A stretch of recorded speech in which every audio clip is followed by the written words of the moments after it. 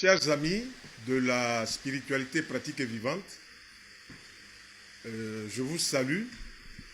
Shalom, la paix du cœur, la paix de l'âme, la paix de l'esprit, la paix dans tous les foyers, la paix sur toute la Côte d'Ivoire et sur toute l'Afrique et le monde entier.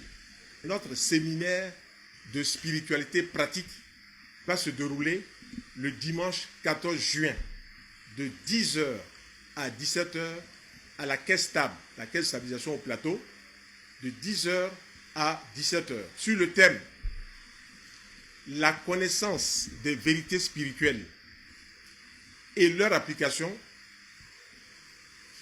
libère et ouvre l'esprit de l'homme. Ça veut dire quoi? Que quand on vous montre les lois spirituelles, si vous les appliquez, vous êtes forcément libre parce que vous comprenez ce qu'il y a derrière les implications. Comme disait le maître Yeshua, vous connaîtrez la vérité et la vérité va vous affranchir. Oui. Dès qu'on a la connaissance et l'application des lois spirituelles, notre esprit s'ouvre et on est libre et vraiment on évolue en toute liberté dans la tête, en toute liberté mentalement, en toute liberté physiquement. Et pendant cette journée, on ne parlera que de spiritualité.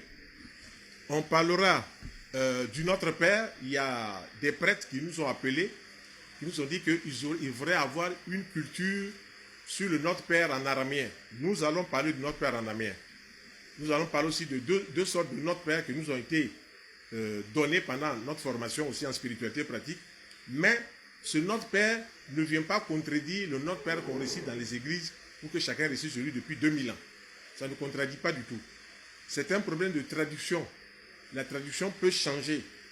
Lorsque le maître Yeshua parlait du Notre Père, ce qui est devenu Notre Père en araméen, il y a une traduction en grec, en hébreu, en latin et en français. Il y a beaucoup de mots qui, évidemment, ont été perdus. Parce qu'il ne faut pas oublier que la langue araméenne est une langue stratifiée, est une langue générative. Quand on dit un mot, ça peut dire trois choses en même temps. Donc, le maître Yeshua, en parlant devant les foules, quand il utilisait le Notre Père, il utilisait le Notre Père pour les foules.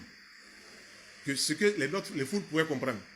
Et quand il se retrouvait avec un cercle beaucoup plus averti, il développait, comme on dit, il allait en eau profonde. Et puis, il se retrouvait avec ses 12 apôtres. Là, il présentait le Notre Père comme un exercice spirituel. Je vais présenter les trois Notre Père. Ça ne gêne en rien ce qu'on sait. Au contraire, on devrait même féliciter l'Église chrétienne qui